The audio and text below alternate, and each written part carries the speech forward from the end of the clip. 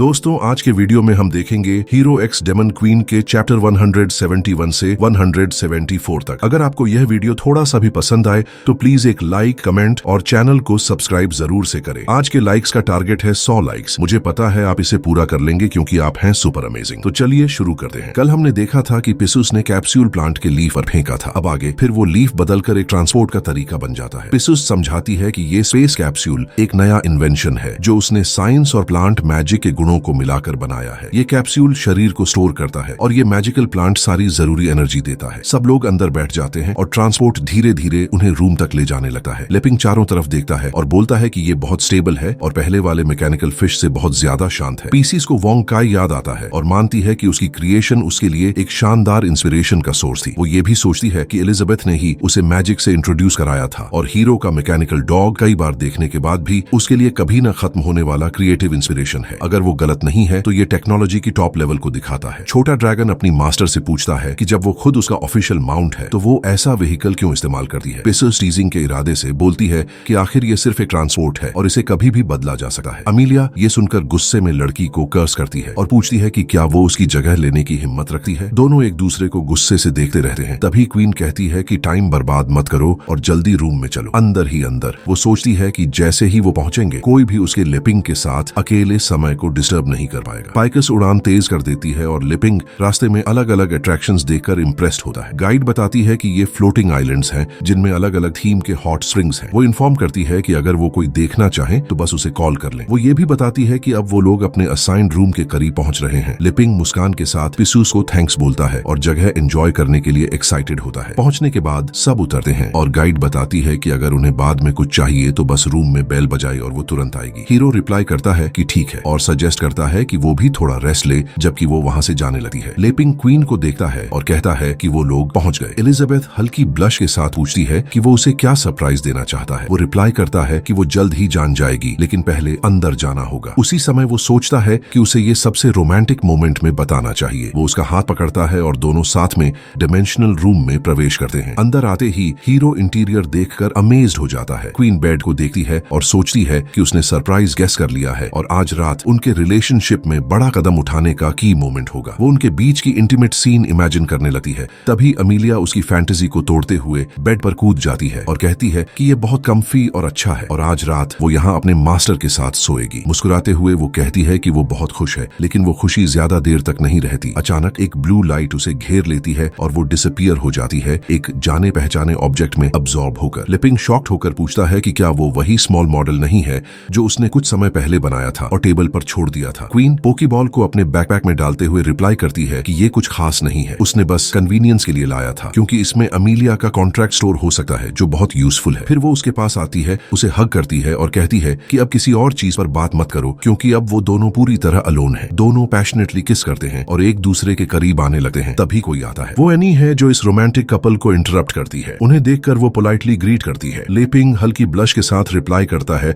और पूछता है कि वो उनके रूम में क्यों है। लड़की रिप्लाई करती है कि क्योंकि उसे आर्किटेक्चर या कंस्ट्रक्शन के बारे में कुछ नहीं पता तो उसने क्लीनिंग के लिए वॉलंटियर किया। वो बस बाथरूम क्लीन कर रही थी। हीरो समझता है लेकिन कहता है कि ये जरूरी नहीं था और आगे से वो खुद क्लीनिंग करेगा। एनी कंफ्यूज्ड होकर पूछती है कि क्या उसने कुछ गलत किया। वो सोचती है कि बेड पहले ही बिखरा हुआ है जबकि उन्होंने अभी तक सोया भी नहीं और वंडर करती है कि क्या वो उसके काम से सेटिस्फाइड नहीं है। फिर वो माफी मांगती है और एक्सप्लेन करती है कि उसने बेड शीट्स और पिलोज के लिए लिंग की सोइंग टेक्निक्स इमिटेट करने की कोशिश की लेकिन वो जानती है कि बड़ा फर्क है। फिर भी अगर वो सेटिस्फाइड नहीं है तो वो उन्हें दोबारा कर सकती है और चांस मांगती है। लिपिंग कहता है कि ये जरूरी नहीं है, उसने बहुत अच्छा किया लेकिन वो बस गलत समय पर आई। उसी समय क्वीन चिल्लाती है कि बस करो जिससे लिपिंग और एनी दोनों डर जाते हैं। वो धीरे धीरे लड़की के पास जाती है और पूछती है कि वो लोग कितनी बार ये सीन रिपीट करेंगे और क्या उन्हें बोरियत नहीं हो रही। एनी नर्वस होकर इंसिस्ट करती है कि उसे समझ नहीं आ रहा कि उसने क्या गलत किया। क्वीन उसके सिर पर हाथ रखती है और पूछती है कि क्या वो ब्लेसिंग चाहती है। वो समझाती है कि इतनी सिंपल चीज के लिए उसे लेपिंग से कुछ सीखने की जरूरत नहीं क्योंकि वो डीमन क्वीन होने के नाते सब संभाल लेगी। फिर वो अपनी पावर एक्टिवेट करती है डीमन किंग की ब्लेसिंग जो एनी में पूरी ट्रांसफॉर्मेशन कर देती है। लेपिंग अस्टॉनिश्ड होकर देखता है और पूछता है कि क्या वो ठीक रहेगी क्योंकि दी गई पावर ने उसका पूरा फिजिक बदल दिया है। एलिजाबेथ ने एनी के अंदर जिम की लाइनेज को पूरी तरह एक्टिवेट कर दिया है। हीरो सरप्राइज्ड होकर पूछता है कि क्या वो ठीक महसूस कर रही है और सोचता है कि एलिजाबेथ ने एनी को इवॉल्व कर दिया। उसे ये इनक्रेडिबल लगता है। क्वीन समझाती है कि उसने उसकी लाइनेज की सारी पावर अवेकन कर दी है और उसे उसे ऑर्डर देती है कि अब वो जाए और खुद उसे कंट्रोल करना सीखे। एनी कंफ्यूज्ड रहती है, ये समझ नहीं पाती कि क्या हो रहा है, लेकिन एलिजाबेथ के पास पेशेंस नहीं है। वो अपनी पावर का इस्तेमाल करके एनी की ब्रूम को हवा में उड़ाती है और उसे बाहर फेंकते हुए कहती है कि बकवास बंद करो और निकल जाओ, उसे रूम से दूर एक्सपेल करते हुए। एनी के जाने के बाद एलिजाबेथ खुशी से कहती है कि अब आखिरकार उसे पीस मिल गई। फिर वो लिपिंग की तरफ मुड़ती है और इंटेंस नजर से कहती है कि अब उसकी बारी है। यंग मैन कंफ्यूज्ड होकर कहता है कि थोड़ा वेट करो और इतना इंपल्सिव मत बनो, जबकि धीरे धीरे पीछे हटा है जब तक कि वो बेड से टकरा नहीं जाता। एलिजाबेथ देखती है कि अब वो भाग नहीं सकता। पूछती है कि क्या उसे पता है कि उसने इस मोमेंट के लिए कितना इंतजार किया है। वो उसे धीरे से बेड पर धक्का देती है और करीब आते हुए कहती है कि अब कोई उन्हें इंटरप्ट नहीं कर सका। उसके ऊपर आते हुए वो डिमांड करती है कि वो टाल मटोल बंद करे और बताए कि उसने उसके लिए क्या सरप्राइज रखा है। लिपिंग उसकी नजदीकी और सिचुएशन से नर्वस होकर सोचता है कि क्या उसने उसके प्रपोजल प्लान को डिस्कवर कर लिया, लेकिन उसके विचार टूट जाते हैं जब क्वीन मजबूती से डिमांड करती है कि वो अभी उसे सरप्राइज दे और करीब आ जाती है। इन शब्दों को सुनते ही एक्शन शेप लेने लगता है। हर मोमेंट एलिजाबेथ के लिए लिपिंग को प्यार और नरमी से लपेटा जाता है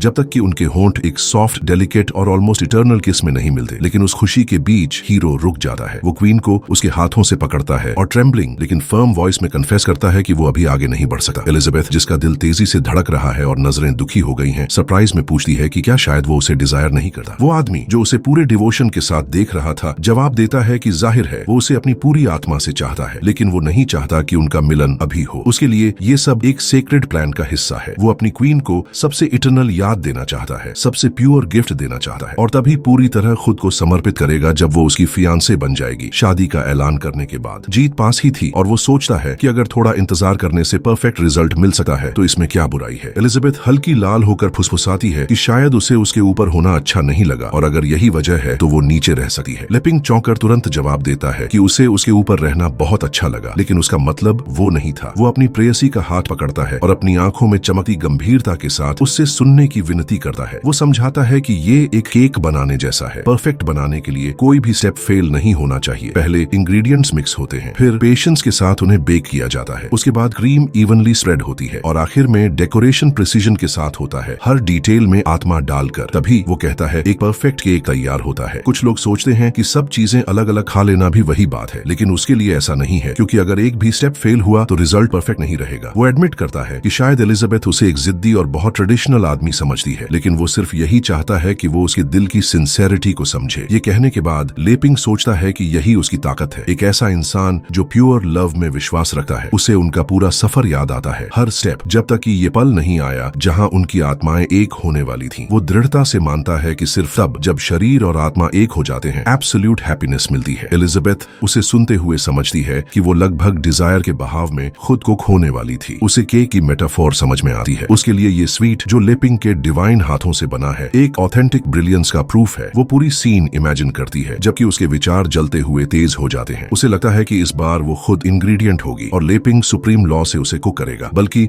जिस दिन उनकी राहें मिली थीं तब से हर कदम जरूरी था। वो सपने में देखती है कि सब कुछ खत्म होगा जब एक स्ट्रॉबेरी उस पर टिकी होगी और लिपिंग झुककर बोलेगा कि हिलना मत, वो फेल नहीं हो सकता। वो चाहता है कि जब उसकी पूरी एसेंस सबसे इंटेंस पॉइंट पर पहुंचे तब वो उसे टेस्ट करे। उसके मन में इंटीमेसी आग की तरह खिलती है, ऊंचाई तक पहुंचती हुई, जैसे किसी सबलाइम चीज का शिखर हो। फिर एक शांत वॉइस में एलिजाबेथ कहती है कि वो समझ गई और इंतजार करेगी। लिपिंग उसे देखता है यकीन के साथ कि उसने उसकी विनती स्वीकार कर ली है। भले ही वो एक क्वीन है, उसने उसके अंदर एक कोमल, नाजुक, अटेंटिव औरत को खोज लिया। एलिजाबेथ भी उसकी तरफ देखती है और उसके शब्दों को सुनकर सोचती है कि ये बिल्कुल भी बुरा नहीं है, चाहे शरीर में हो या आत्मा में। वो जानती है कि वो उसे और ऊपर उठने में मदद करना चाहता है। बस इसी तरह वो सोचती है, क्या वो सबसे ताकतवर बच्चे को कंसीव कर सकते हैं? कुछ सेकंड्स बाद दोनों अपने कपड़े उतारते हैं और स्विमसूट में आते हैं, हॉट स्प्रिंग्स का मजा लेने के लिए रेडी। लिपिंग उत्साहित होकर अनाउंस करता है कि फन शुरू होने वाला है। दरवाजा खोलने से पहले उसे पिसूस की बात याद आती है। पहले लेवर खींचना होगा और मैजिक डोर एक रैंडम नंबर जनरेट करेगी। दरवाजा खुलते ही वो लोग उसी थर्मल आइलैंड पर पहुंचेंगे। इतने सारे सिनेरियोज होने के कारण वो एडमिट करता है कि ये सिस्टम बहुत सरप्राइज भरा है, खासकर उन लोगों के लिए जो डिसाइड नहीं कर पाते। आखिरकार किस्मत उन्हें एक वाटर पार्क में ले जाती है। हीरो खुशी से सेलिब्रेट करता है। ये बिल्कुल वही है जो वो चाहता था, लेकिन जब वो स्लाइड पर चढ़ता है तो उसे कुछ डरावना नजर आता है। ये बहुत ऊंचा है और कर्व्स से भरा हुआ है। लिपिंग आश्चर्य से तुरंत एलिजाबेथ से पूछता है कि क्या वो सिनेरियो बदल सकते हैं। क्वीन बिना कंपोजर खोए कहती है कि बात करना बंद करो और तुरंत नीचे जाओ। हीरो थोड़ा नर्वस होकर निगोशिएट करने की कोशिश करता है, लेकिन वो अपने बॉडी से उसे पुश कर देती है। दोनों एक साथ गिरते हैं, एक दूसरे को गले लगाकर। लिपिंग चीखता है जबकि एलिजाबेथ मुस्कुराती है और मोमेंट एंजॉय करती है। अचानक हीरो का एक्सप्रेशन बदल जाता है और वो एक्साइटमेंट के साथ एडमिट करता है कि ये सच में बहुत थ्रिलिंग है। एलिजाबेथ उसे देखती है और सोचती है कि वो कैसे मॉर्टल्स की क्रिएशंस को इतनी नेचुरल तरह से एंजॉय कर पाता है। उसे हीरो एक गॉड जैसा लगता है जो एक और रूप में आया हो, और याद करती है